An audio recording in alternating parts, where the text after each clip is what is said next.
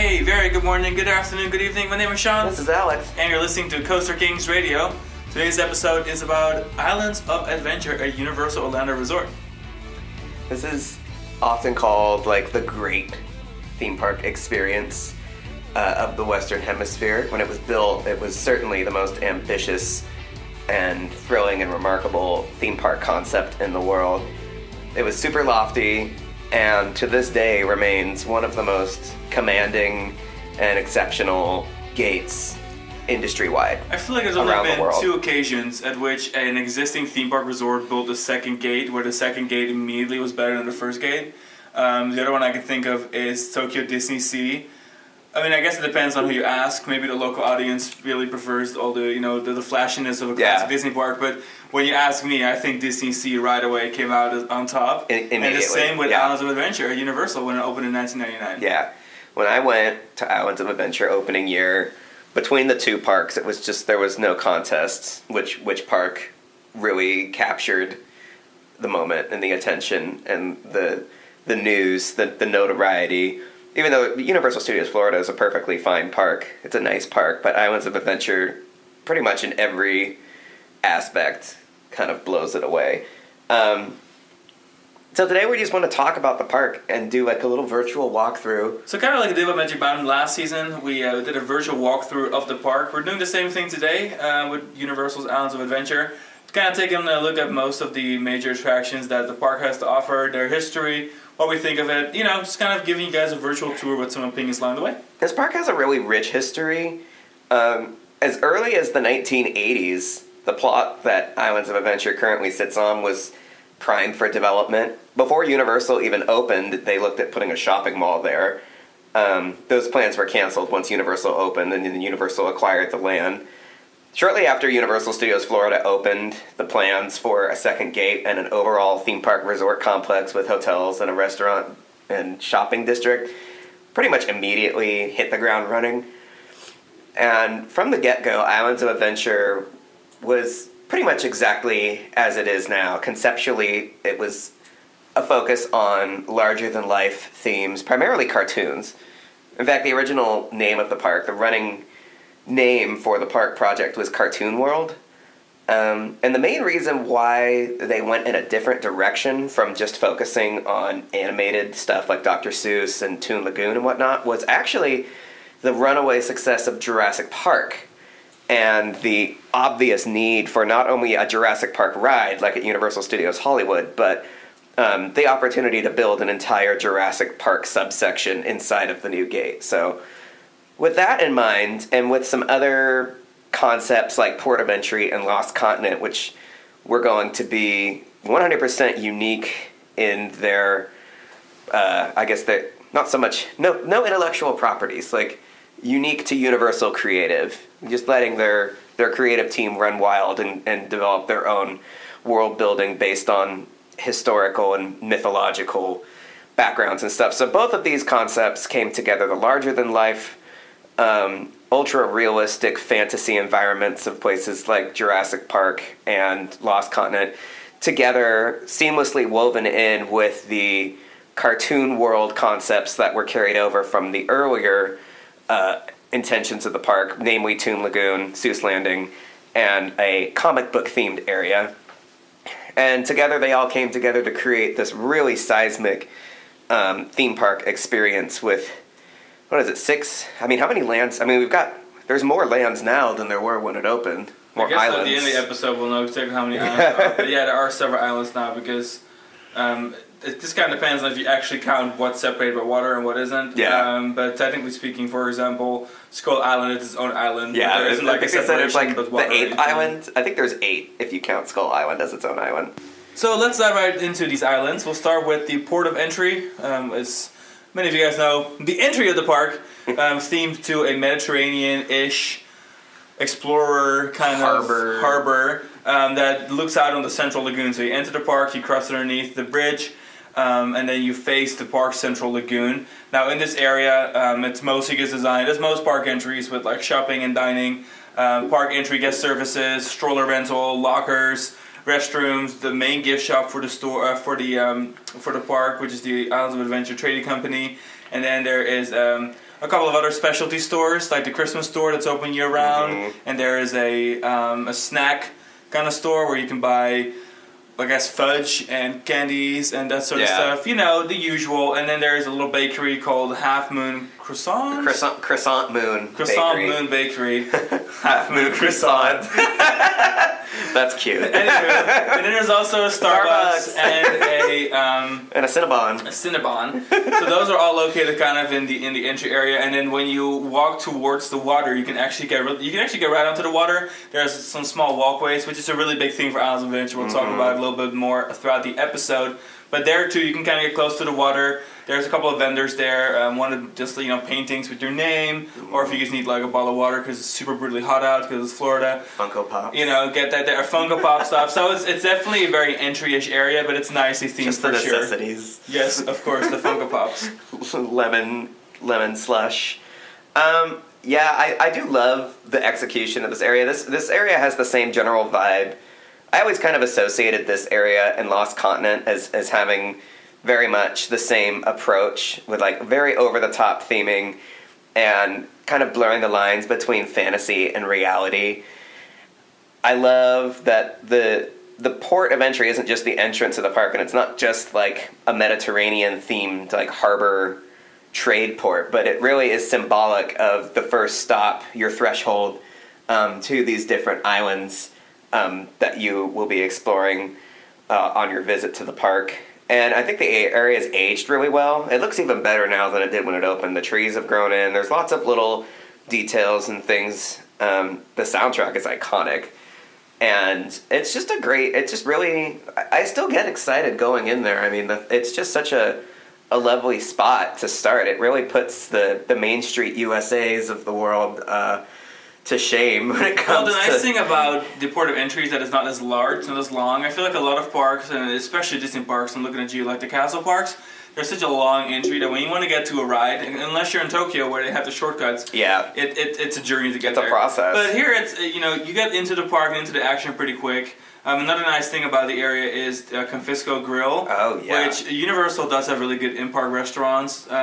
Disney obviously is often more frequently discussed when it comes to dining because that's a bigger focus for them. But Confisco Grill, for example, is a great establishment. We eat there all the time. And then there's a second level that's usually used for special events. But during COVID, they had it open for pass holders. So we actually sat on the balconies above the port of entry buildings before. Yeah, it's really like a nice special event space normally. Yeah, and then there's also Backwater Bar, which is one of the bars of Universal, located also right on the side of Confisco Grill. And then we'll kind of head in that direction, and we'll lead to our next land, which is Dr. Seuss Landing. Seuss Landing? Yeah, Seuss Landing. Which is obviously themed to the infamous Dr. Seuss. I always thought this area was really funny because as a kid I had no clue what the hell Dr. Seuss was. Because, born and raised in Europe, I hadn't really been exposed to them much except for The Grinch or How the Grinch Stole Christmas, and I guess I saw the Cat in the Hat movie once. But that was about my exposure to the whole franchise. Remember when we rode the Cat in the Hat ride the first time together and you expected it to be based on the movie? I know. You were like, I thought this was a boat ride. Honestly, I was hoping it would be kind of like the boat ride. Myers. Yeah. But everyone hated. And this whole area actually predates... because the park opened in May of 1999, and the live-action Dr. Seuss films this area predates those films by about a year. For a long time, you could see Whoville from The Grinch, the live-action Grinch, with Jim Carrey at the Universal Studios Hollywood Tram Tour. Unfortunately, they just recently demolished it, but it was a really cool set piece that you could enjoy. Well, yeah, because in the winters for Grinchmas, they would actually stop the tram there. There would be a whole musical processional show for every single tram with the Grinch and all the the Whoville people's Whobilation celebration situation. Like it was all happening. Yeah, it was kind of cool. I feel like this is such a quintessential Islands of Adventure experience. It's very American, like you said. Like this is an American culture kind of experience for people from overseas.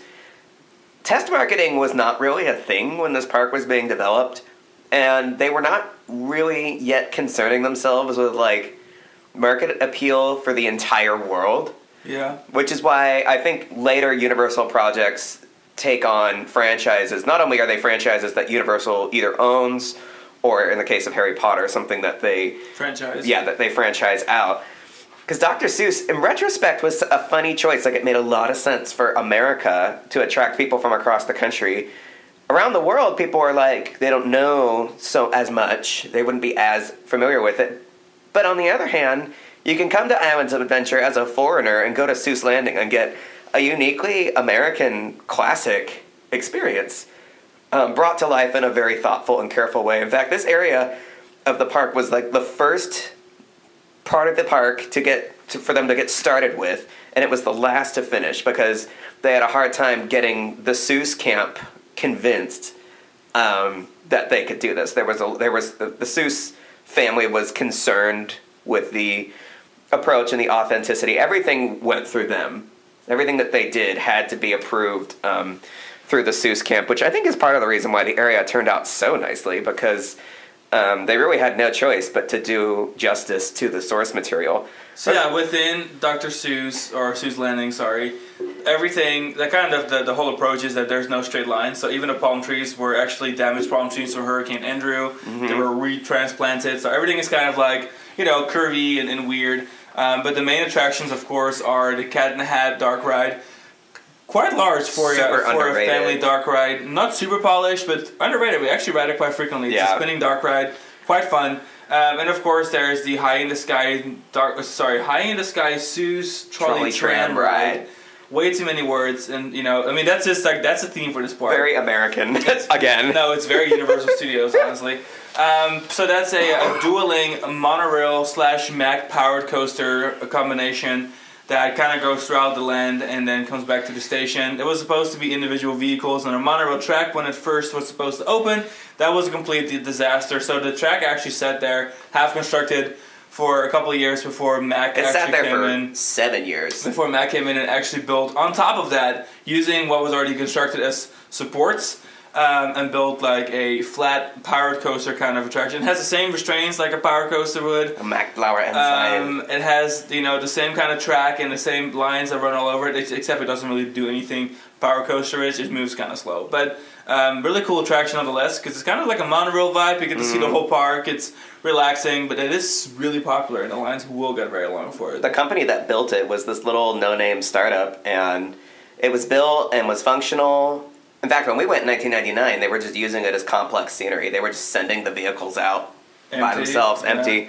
And the state of Florida did not approve the ride for operation because there was no way to evacuate the ride over areas of like water and sand where there was no way to put like a cherry picker there and no catwalks. So you'll notice the ride is very catwalk centric. There's every valley that the ride has a major catwalk system so that people could walk down.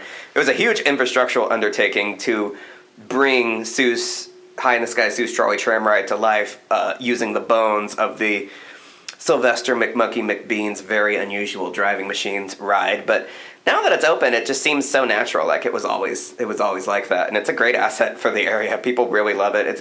It's sort of the kiddie coaster in this area that is sort of the kiddie area.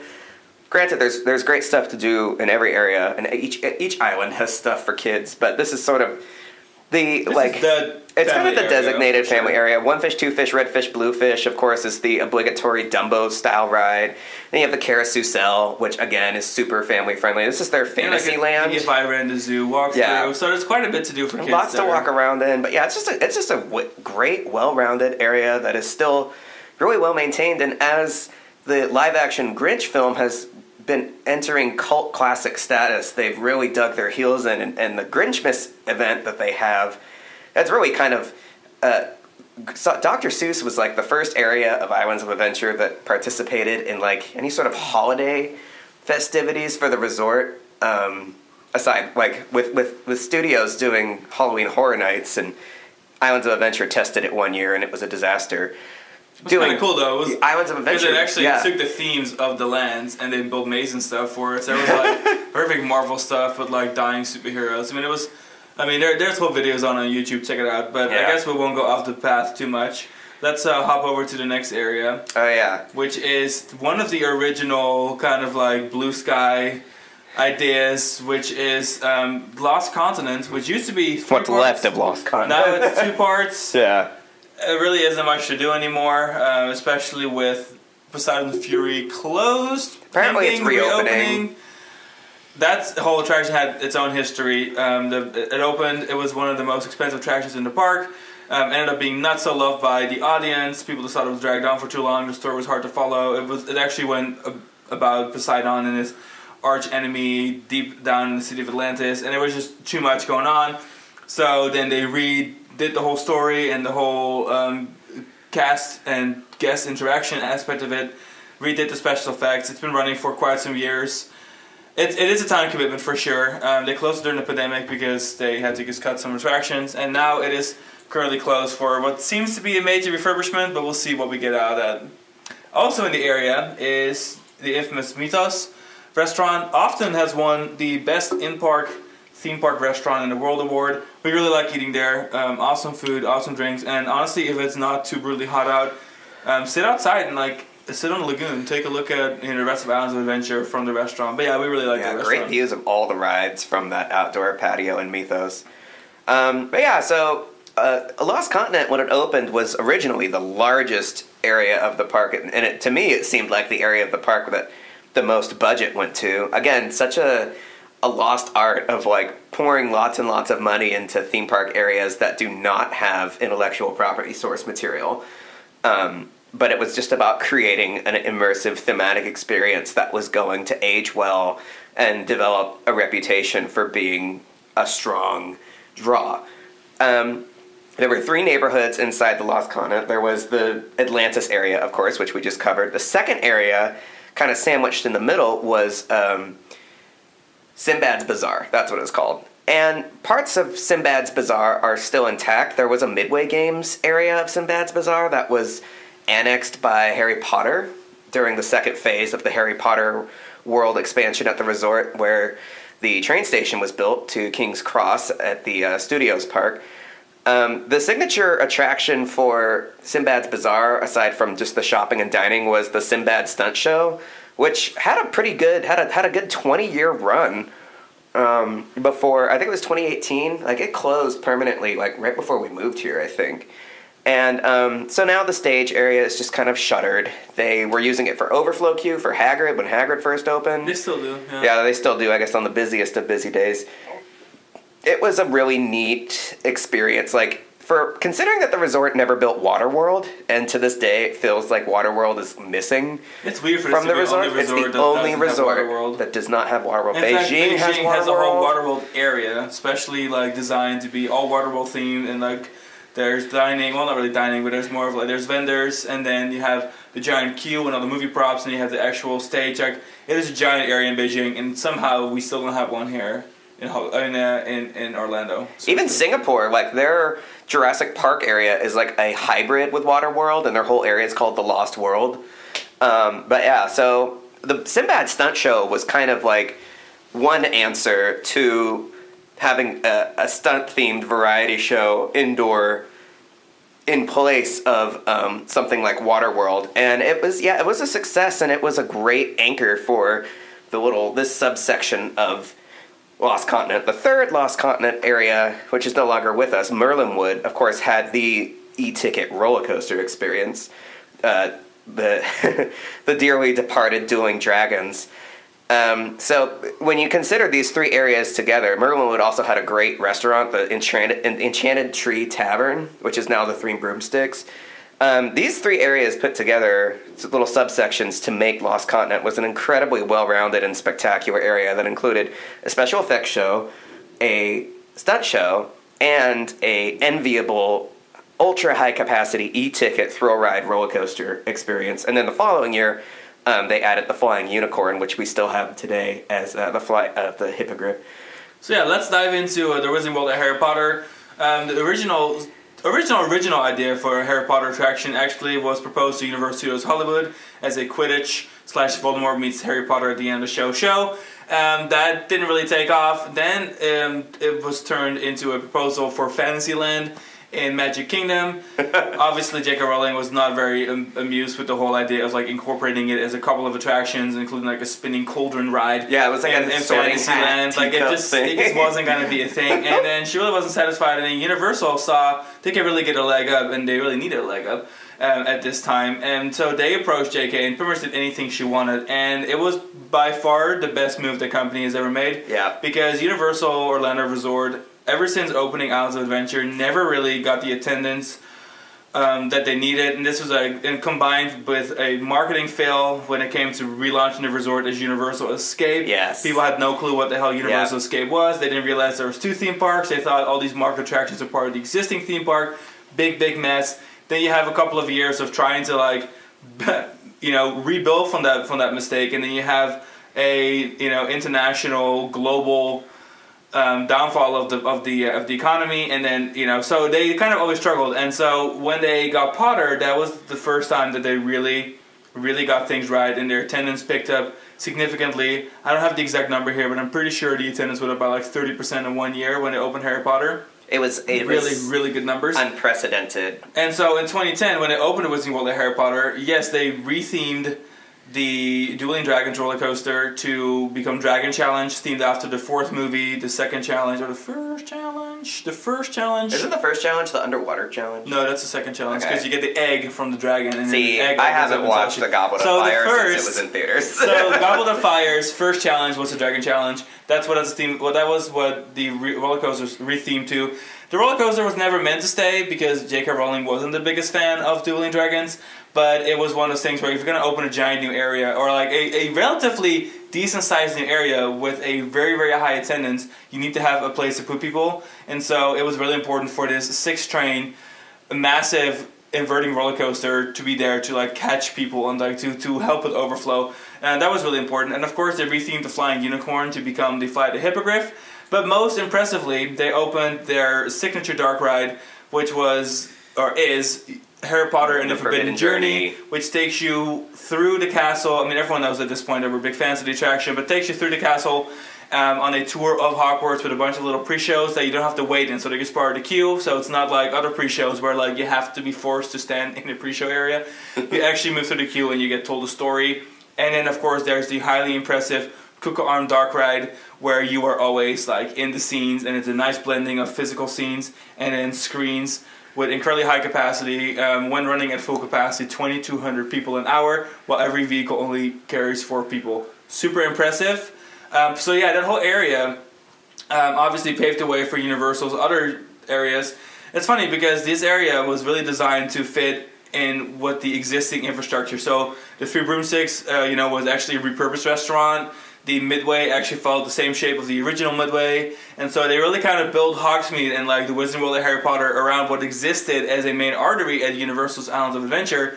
Funny enough, that worked out so well, despite it being kind of narrow and it's always kind of busy, that they actually translated that exact same design into every other area they built so far, except for the areas have more pathways running on either side to help with congestion because they do get so congested. So Osaka and Hollywood have a walkway on the backside of the main shops and on the backside of the Three Broomsticks, and they have walkways where the entrance and exit of Hagrid are currently, which in Hollywood and Osaka and Beijing are walkways, as we're here in Orlando. That's actually reserved to being just the exit entrance locker setup for Hagrid. So the area here is very much narrower because there's only one little way that you can really walk through, and there's way more to do because then there's of course Hagrid. It's ironic the way that the bones of Merlinwood at Islands of Adventure live on in all of the other Wizarding World of Harry Potters.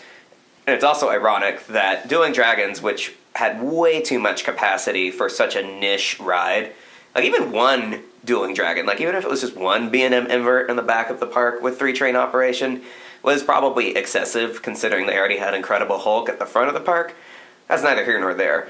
What's interesting is that with Wizarding World of Harry Potter came the droves and droves of people, and so upon the opening of Dragon Challenge, the ride finally was putting its incredible capacity to a good use.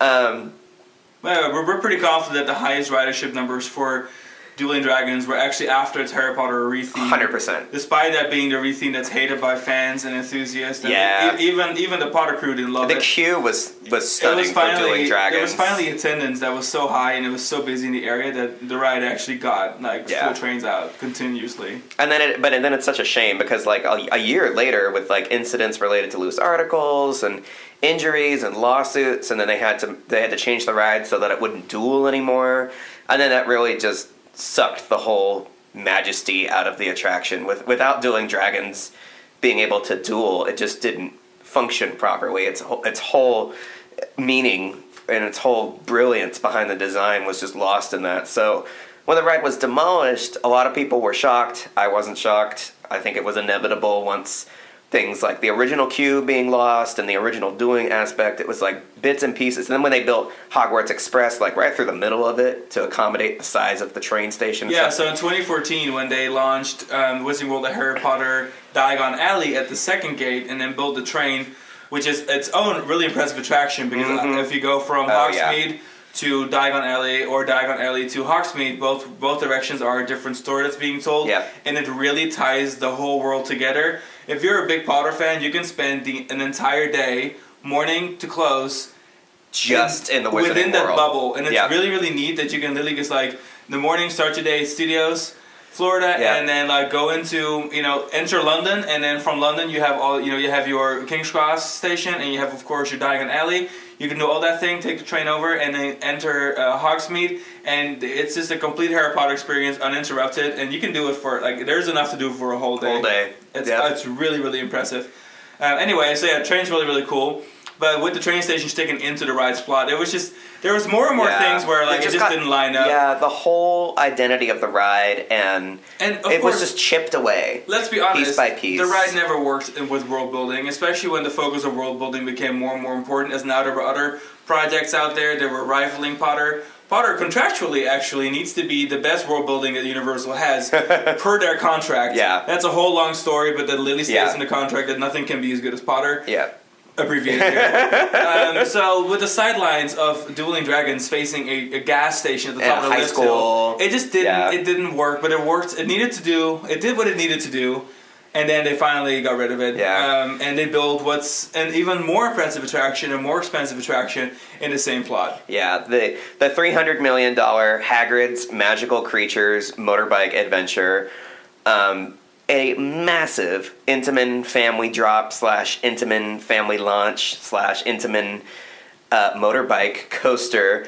With moving track pieces, forwards, backwards movements, 7 launches, the most launches in the world. 7 launches, and the marketing for the ride was funny because they're like, oh, it's, the world's first story coaster, right? Wasn't that like a phrase that they coined more or less for this ride? Yeah, they still coin. There's still billboards at the most thrilling story coaster ever, or something. And it really, like that. it makes sense because this is the first true unabashed roller coaster that I can think of that has a very pronounced story arc, beginning, middle, and end. Like even Harry Potter and the Escape from Gringotts doesn't quite tell the story of something in a true roller coaster context. I want to add that real quick and say that the main difference is that most of what we're experiencing in the Wizarding World of Harry Potter is seen on the movie. So of course you have Harry Potter and Escape from Gringotts that is completely set to the actual movie events of movie 7, where you're like in that movie, you're actually witnessing the events. The events of the movie are happening alongside. And then the events of course of the ride. you have Harry Potter and Forbidden Journey, where it's like movie like 1 through 4, kind of like all the elements of those are captured in that ride. And then you have Fight the Hippogriff, obviously based on the 3rd movie.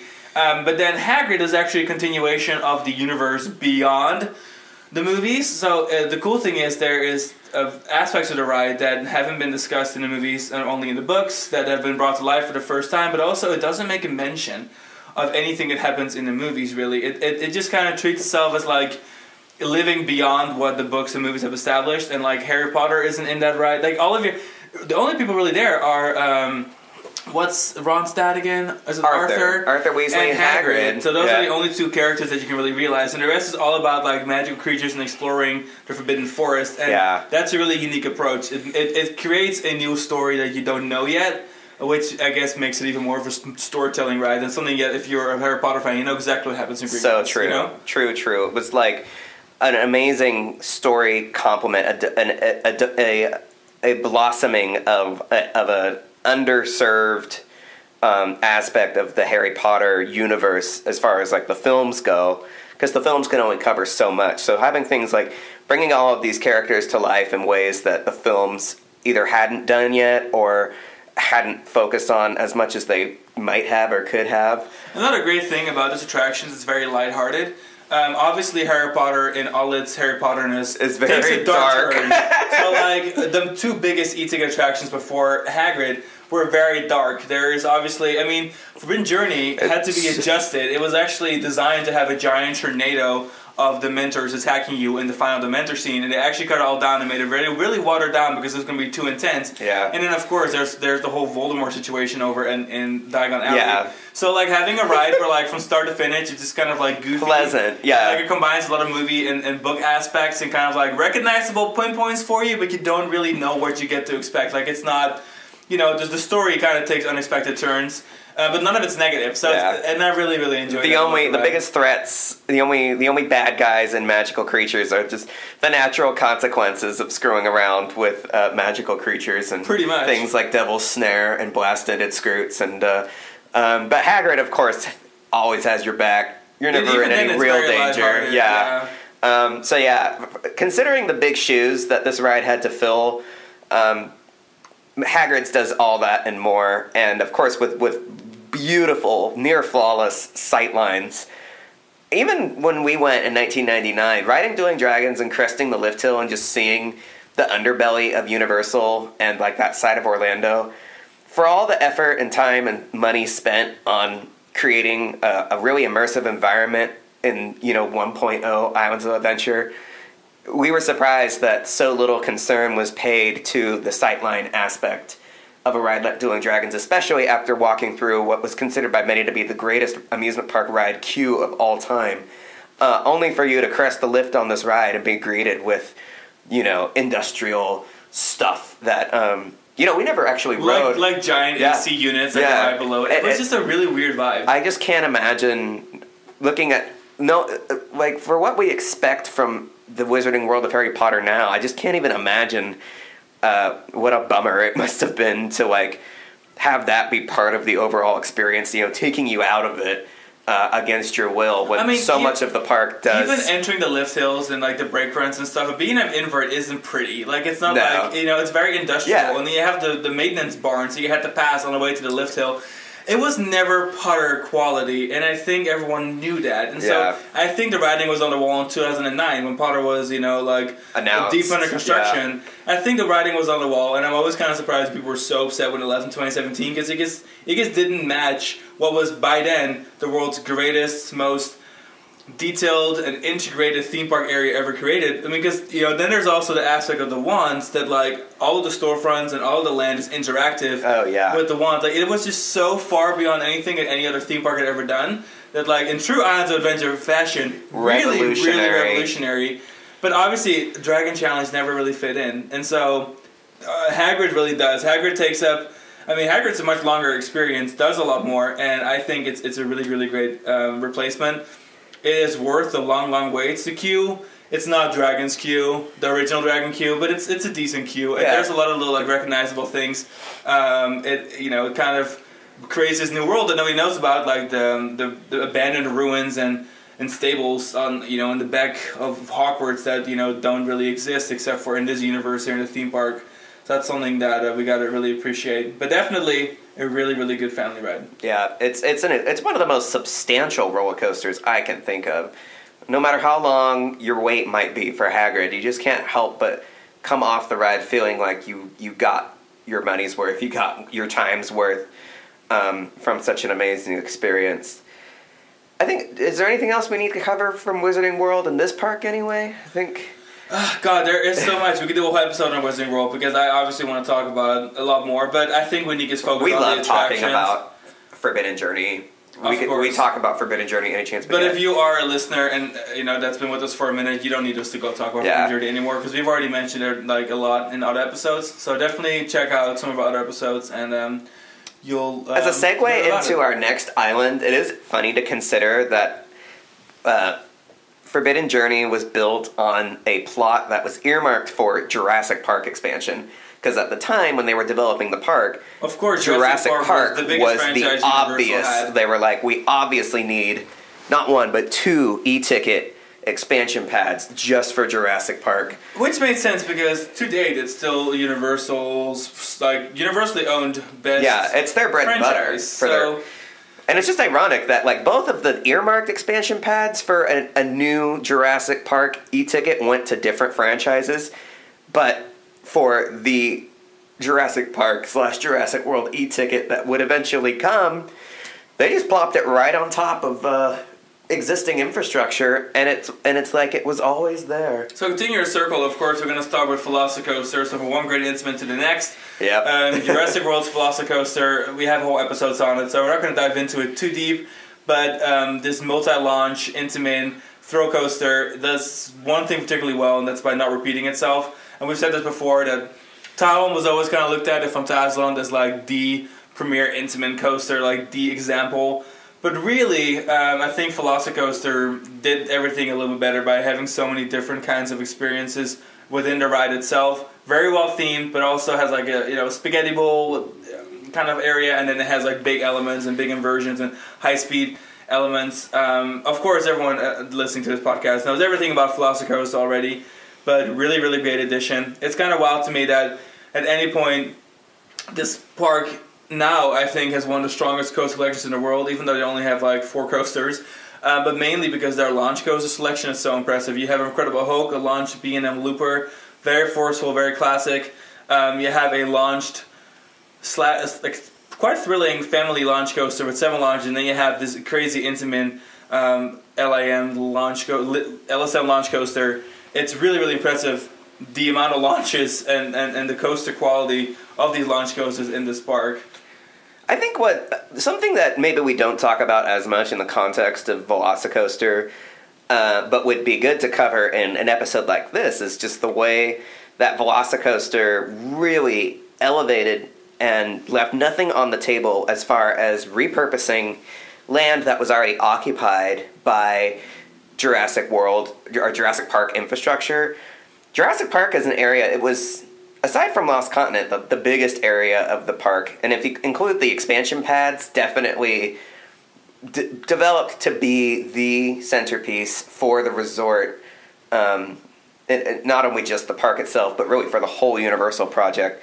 River Adventure, Jurassic Park River Adventure, of course, is still like the signature ride experience. And that ride was many years in the making. I believe you told me that developing the Hollywood one, they started developing the ride right alongside filming for the first movie, because they knew they had a hit before it was even born. And River Cruise plays a crucial part in the original book from Jurassic Park. So that was all in development for a very long time, and obviously it was such an incredible hit.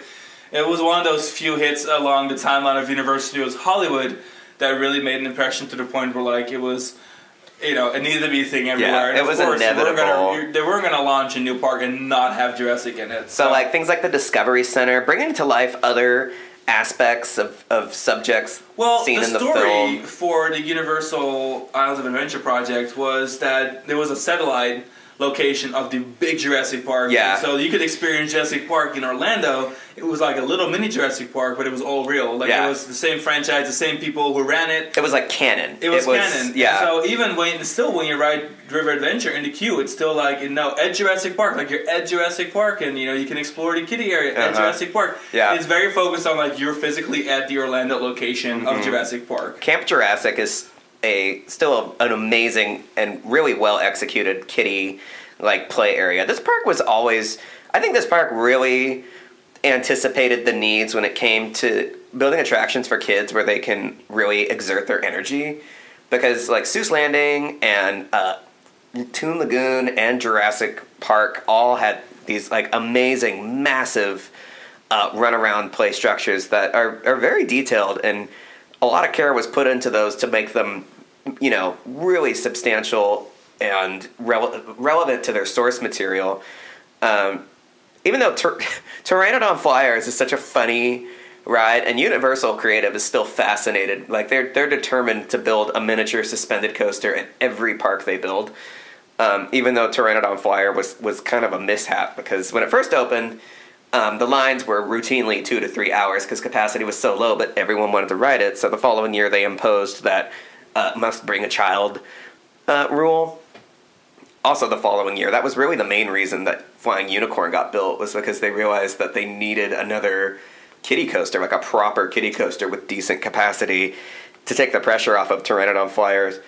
Another opening day attraction for Islands of Adventure, on the short list of opening day Islands of Adventure attractions that are no longer with us. I guess that list is getting steadily longer these days, but the Triceratops encounter, that's what it was. Triceratops encounter, which was like a walk-through outdoor area that would culminate with a series of barns that had Triceratops hanging out in them, chilling, sort of like recreating that scene from the first Jurassic Park movie where they find the injured Triceratops, and they're like up close and personal with it. Although this is on a much lighter note. I believe there was a baby Triceratops involved, like hatching or something. It was it was very just like the movie in a sense, where like people who saw the movie and wanted to like experience the movie for themselves, the Triceratops encounter was absolutely that kind of thing. But once the attraction closed, I think it closed a few years before they started redeveloping the land for Velocicoaster. It's amazing how much space there was there that was probably just not really being utilized to its full potential. And from that space, and from the area surrounding the Discovery Center, which also was kind of losing its traction. I feel like once the Harry Potter stuff started coming to Universal, the Jurassic stuff started to lose its attraction. Yeah. And it wasn't until Jurassic World that suddenly everyone was falling in love with dinosaurs again, and it was time to bring some of that new film franchise, new trilogy aesthetic to the area. So it's just a little awkward because as of right now the area is a blend of Jurassic World and Jurassic Park, and in ways it works and in ways it doesn't really work because the aesthetics are so incredibly different. Very different. Because the original aesthetic is very tropical and it's rustic. straw and wood and jungly vibes, and then the new aesthetic is very industrial. It's gray, black, blue, metal concrete. It's a little darker.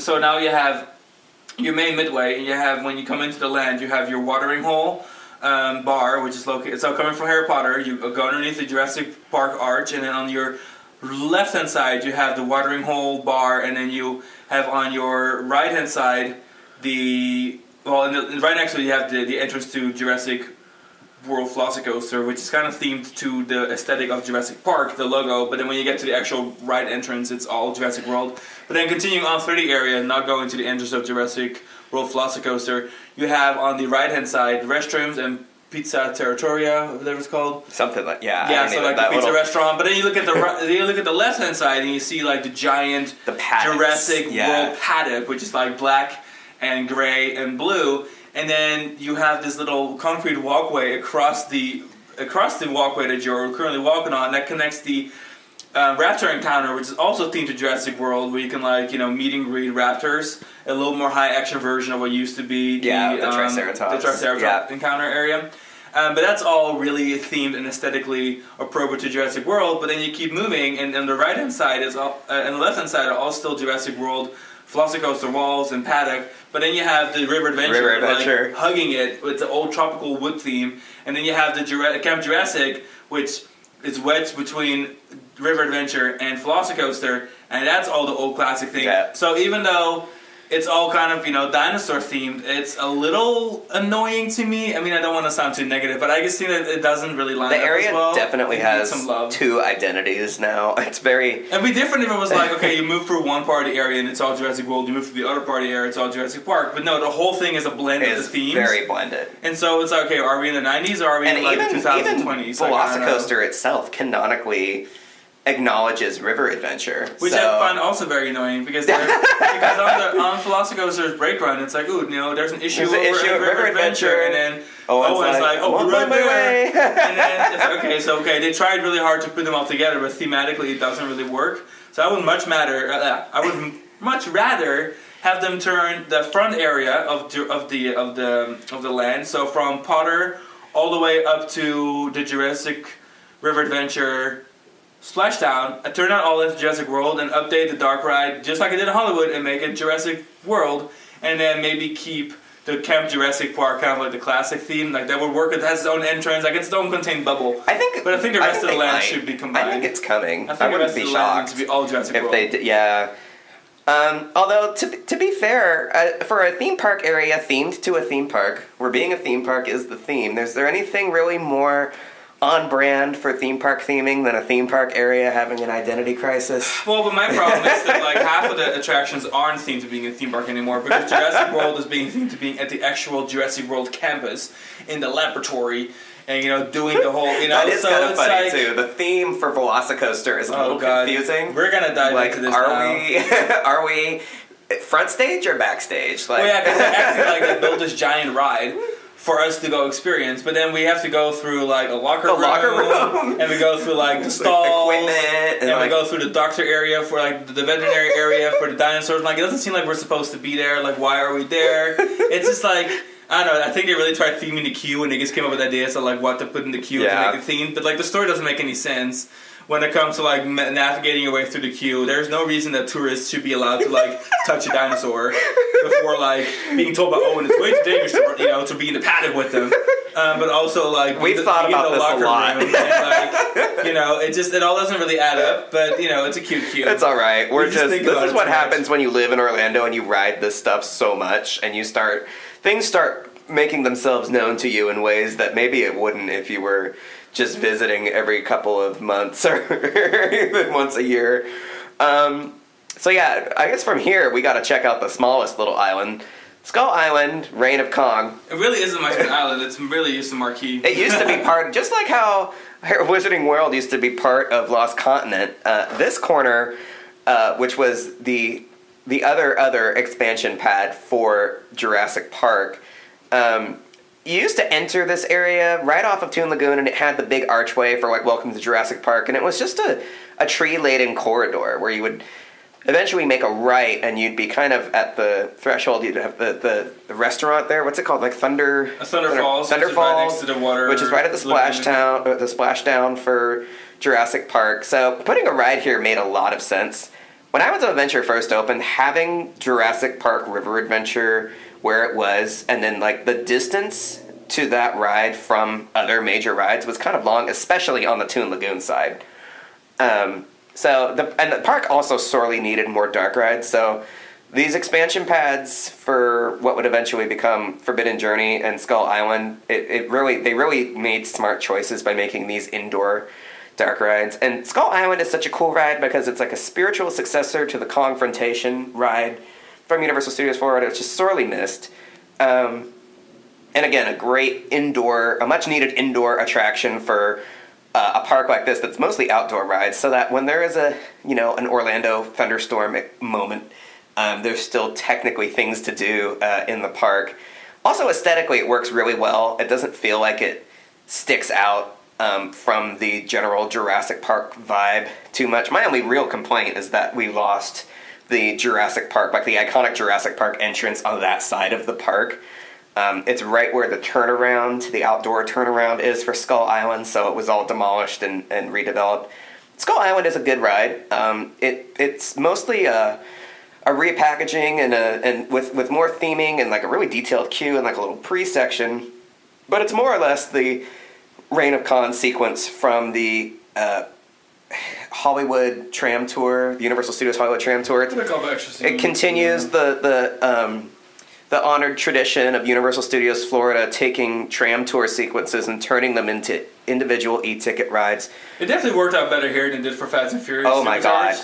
Yeah, I was just gonna say this was happening at around the same time. In fact, didn't this one open before Fast and Furious? It did, which is so it's so Fast and Furious is such a pathetic execution of a very similar premise of taking that tram tour sequence, the dynamic attraction like surrounding you, screen sequence. Skull Islands just makes so much more sense. It just works so much better. It has animatronics and Oh yeah, it goes outside for a little bit, only if the weather is permitting. Because if it rains, feels like a inside. proper full experience. People love it. People are crazy about this ride. Massive, the capacity for this ride is immense, and yet it draws substantial queues. People love this like classic Universal sort of vibe. People can get really burned out on Harry Potter and even Jurassic Park and Transformers and stuff. There's Universal purists that really crave just a legacy Universal Studios experience that predates the phenomenons of the 90s and 2000s, and Skull Island can definitely get you your fix in that regard. And then next up, right next to it, there's maybe like the most stark contrast of themes, is Toon Lagoon, which is... At least the sightlines are good. A lot more flat, a lot more colorful, but also a water ride heaven. So the first ride you'll see when you enter Toon Lagoon from the Jurassic Park area and you face right, you will see the massive, unmistakable Dudley Do-Right Drip-Saw Falls, the dueling drop log flume from Mac, really long, very wet, but that's just a theme for Orlando theme parks. Yeah. The ride itself is obviously themed to Dudley Do-Right, which is a Canadian. He's a Mountie park ranger kind of character. Old newspaper comics is the vibe here. And so that water ride, the queue itself, it's very basic. This is definitely the part of the park where I feel like cartoons are. Everything is very 2D. Everything is very flat. There is theming. Obviously, it's better themed than your average Six Flags ride. Don't get me wrong. But it's a little less intricate, a little less detailed, a little more basic, a little more where I feel like the budget dropped off. Very budget friendly. It was like, alright, so Jurassic Park and Lost Continent and Port of Entry are going to get all the budget, and obviously Marvel's going to get some budget because that's a franchise they had to buy out for a little bit more money. But this area is, I really feel like where the budget was a little lower and they could spend a lot more on the hardware than they did on making it look cute. Yeah, does that make sense? Totally. This area of the park was kind of a necessity. The fact that Islands of Adventure had the opening day roster that it had was unbelievable. There were so many spectacular e-ticket rides. And part of the way that they were able to afford this was they got very clever with the franchises that they chose. Some money, went to some places because of the intellectual properties and the licensing. Some money went to some areas because they're recreating stuff from scratch that's not based on intellectual property. Toon Lagoon really was like the easiest and really the cheapest area to put together, aside from the ride hardware. It was the first area of the park that they were able to really get some vertical work on because they didn't have to wait around for, to be... It wasn't like Dr. Seuss where things took years for them to get greenlit on. Even Marvel Superhero Island was originally a DC Comics themed area, and there's dozens of concepts of when that area of the park was Batman and or Superman themed. And really it was Six Flags. The Time Warner era of Six Flags completely pulled the rug out of that opportunity. So Marvel was actually the second choice because they weren't really doing so hot in the media sector by comparison. But we'll get into that in a little bit. Toon Lagoon and Marvel together kind of make up the comic strip area of the park. Huge hit with like the older audience. There's definitely people like my parents' age that love this area of the park because they remember reading these comics when they were kids. Dudley Do-Right. Popeyes is still a much more culturally significant. Popeyes is something that we know in Europe. That's something that people, but Dudley Do-Right is, and I think Dudley Do-Right, they took a chance on Dudley Do-Right. In 1999, a live-action Dudley Do-Right movie starring Brendan Fraser came out, and that was a huge tie-in with like marketing Islands of Adventure too. They used Islands of Adventure to market that movie because of the Dudley Do-Right ride, and then the movie was used to market Islands of Adventure because of the Dudley Do-Right ride.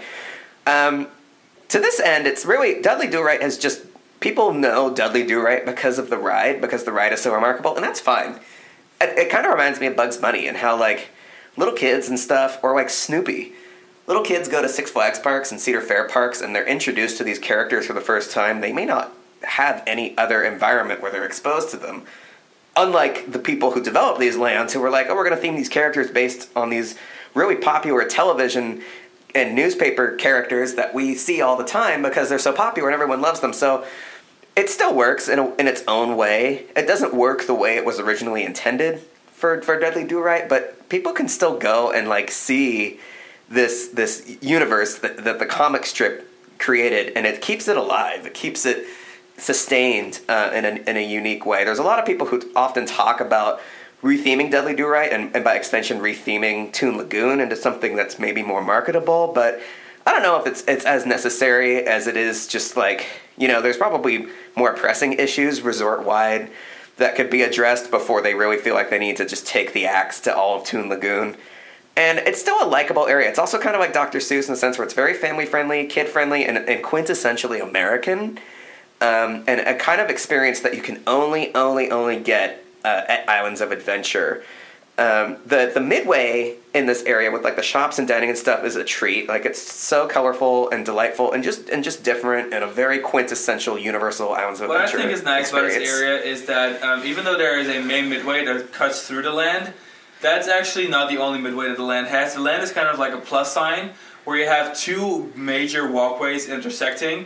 There's the one major walkway that goes through the park, and then there's the walkway that connects my ship, the Olive, and then the whole water walkway area from which you can take a great picture of Velocicoaster and then look at everyone getting wet on Popeye, and then all the way across to the entrance of Dudley Do-Right, which is located way underneath the drop. So like it's funny, there's actually a major walkway that crosses straight through the area. And it's one of the few areas that actually has like a crosswalk, because all the other areas follow the natural movement of the main midway, but this area actually has like its own kind of like other midway that intersects the flow midway that everything else in the park follows. So that's kind of cool. It is a dynamic area for the park, and it's bigger than I ever think to give it credit for because of the giant midways that connect the e-ticket water rides. Walking space wise, it's actually larger than the next area we're going to talk about, which is the infamous Marvel Superhero Island, located right off to the left of the entrance. So when you come in, it's actually towards the left. So we're kind of completing our loop of Islands of Adventure right now. I feel like this area is kind of the bread and butter, like hood ornament of the park.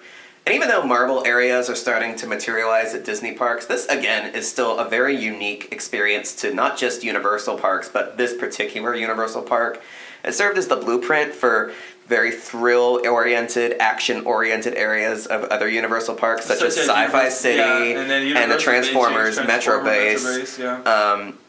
This area of the park is just the icon. If your park has a major standing looping coaster that also touches the water, it's inspired by this. It's this area is just banging. Like for an area that was so successful right out the gate and just really captured people.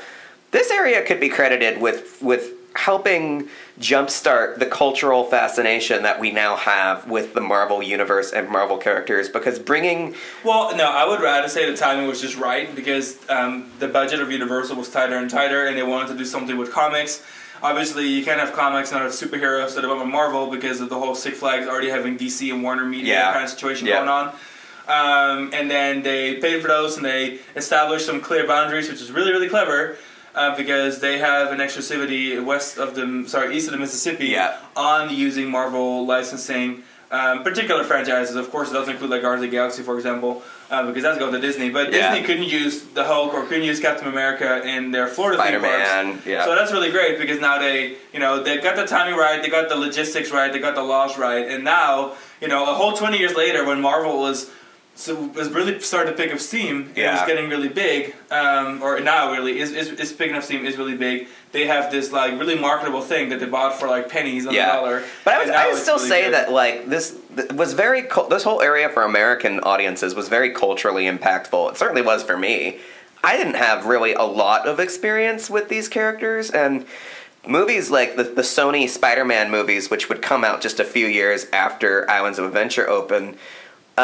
Even those kind of, for me, pale in comparison to the impact that, like, the Spider-Man ride had. Because when you think about the Amazing Spider-Man ride at Islands of Adventure, not only was it the most remarkable and technologically advanced dark ride ever built, but the story was great, and it really brought Spider-Man to life in a substantial way that we had not yet seen, like, in movies, for example. We hadn't seen Marvel characters animated in this way. And it created this opportunity for audiences to experience Spider-Man as a character and Doc Ock as a character. And I really think that opened up Like beyond just on paper? Just beyond comics. Like this was really, the source material was really definitely an inspiration here. Spider-Man is like the original Hagrid's Magical Creatures type approach to taking an environment and a world that exists, but writing your own story for it that's built around this ride. And it was just a slam dunk. That ride still today is, I mean, I go back and forth between Forbidden Journey and Spider-Man, but Spider-Man just really does it for me every time. I still feel exactly the way I did when I wrote it in 1999 and was just completely gobsmacked at what they accomplished with it. The whole area, I think, has aged pretty well. I think with the exception of Doctor Doom's Fearfall, which at the time was an impressive choice, but now just the SNS Tower is way too ubiquitous of a regional park attraction. And even Disney went through that same experience with Maliboomer, like building this attraction that like seemed really interesting on paper in the early 90s and mid-90s when nobody had drop towers, and now it's like, well, great, like every Six Flags and Cedar Fair Park has these SNS towers. It doesn't quite feel like the experience that it was when it opened. But we still have Hulk. Rebuilt, revitalized. Gosh, that was another thing that was like waiting for the other shoe to drop with Doing Dragons, was when they demolished Hulk and rebuilt it from the ground up because they said that the ride was pretty much exceeding its service life and they wanted to remodel it. There was a weird period where like coasters weren't a thing at that park, and now it's a coaster destination. It is a coaster destination. Yeah. Totally surreal. But yeah, Incredible Hulk, which saw a total cosmetic remodel with the rebuilding of it in 2018, I think. The theme changed a little bit. Originally, it was you were playing the role of Bruce Banner, experimenting and becoming the Hulk for the first time. Now, we are test subjects or volunteers, which I feel like is such a common thread with Universal rides. We're always volunteering for shit. Yeah. We're always test subjects. We're always guinea pigs for like some thing. We always wind up right place, right time, or wrong place, wrong time, depending on who you ask. And the main characters of these franchises are always asking us to do stuff and making us do things. And Hulk is just another installment in that school of thought. But yeah, still a great, solid, remarkable coaster to this day. Has aged so well. It's aged so well, in fact, that it was a great choice to anchor the thrill ride component of Universal Studios Beijing with their Decepticoaster, which is by far a more modern, more fluid approach to the ride layout. But yes, it is very heavily inspired. Yeah, it's the same sequence of events and the same ride system, but just a little updated. But yeah, it's a good place to end your day or your adventure at Islands of Adventure, or a good place to start, depending on which way you go. I think it really depends on what kind of visitor you are, because if you're much more into the thrill rides and the dark rides, and you're maybe a little more mature of an audience, then obviously I'd say start at this part of the park and make your way around, because the first half of the whole circle going in the opposite direction is going to be kiddie areas and standing with operating attractions and show buildings and places to buy food before you get to Potter, where the action really kind of starts. So if you're in it to win it, you want to hit all these attractions, obviously I would say turn left when you come inside. Start with Marvel Superhero Island.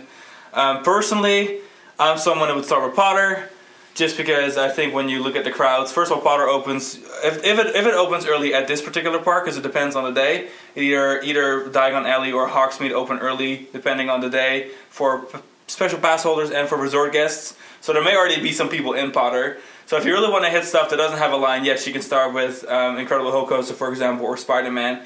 But I still think it's smart to get to Potter early in the day, because that's just one of those areas that doesn't die down. If there's like an hour and a half, 2 hour line for Hagrid at 10 in the morning, there'll be a two hour line for Hagrid at 5 p.m. It just kind of doesn't really die down at any point, especially not with their evening shows. And there's a show for Halloween, and there's a show for the holidays, and there's a summer show. There's always a castle projection show going on, which really makes the area even worse to be in. So I say, like, knock out Potter early if you can, especially because Hagrid will be a little more finicky, but also will by far have the longest line on resort, and that is continuously the case. And then make your way kind of, to Velocicoaster, and then your way around back to Incredible Hulk. But if you really want to hit something and you don't really care about Potter as much, Marvel Superhero Islands is a great area to start. It has the true old bones still of Islands of Adventure, where it's comics themed, and Spider-Man is the original legacy attraction, I think, for this whole whole park. So you can't go wrong in either direction. It just depends on like how eager you are to get on stuff without lines, or how eager you are to get the Potter stuff out of the way, I think. Totally.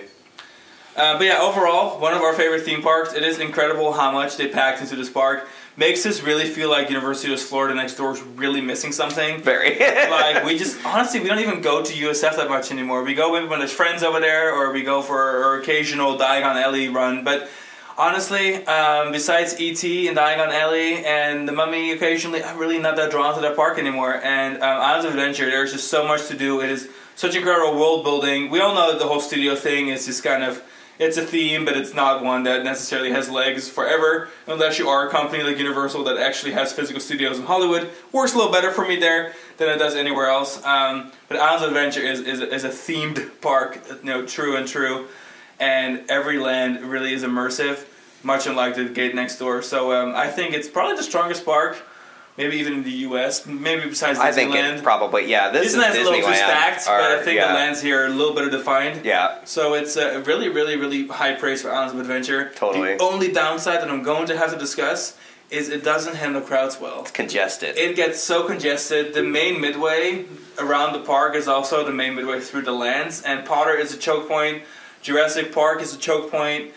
That whole back corner of the park points, now, and it's a little annoying because I'm like, oh my god, like I just wanna walk. I don't want to stand still. Like, it's so busy and packed, and people are trying to take pictures on the bridge of Hogwarts. It's all really cute, and I love that for them. But it's just like there is not a lot of walking space, and luckily the bridge between Lost Continent and Velocicoaster kind of helped alleviate that a little bit. But it'll always be too swamped in Potter for you to easily walk through, especially when they separate you between riders and viewers of the show, and Hagrid, and then people going to the bridge, and then the one-way traffic situation. It's like Anaheim Fantastic. It's a total Reverse. Disneyland. So, I mean, moment. Disneyland and Islands of Adventure are probably the most immersive, densely packed, action-filled, money for, like value for your money kind of parks in this country, but they both also really deal with crowd control issues. Yeah. So I had to throw it in there because I don't want you showing up to Universal and being like, oh my god, it's so crowded. Yeah. What do I do? How do I get around here?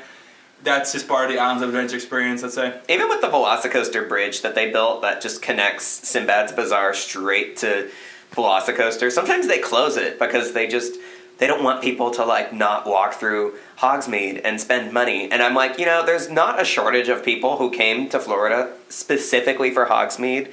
You don't need to force people through that funnel. Like, you don't have to make people look at Harry Potter. Like, people are going to spend money. Lately, I've seen the bridge open pretty much always now.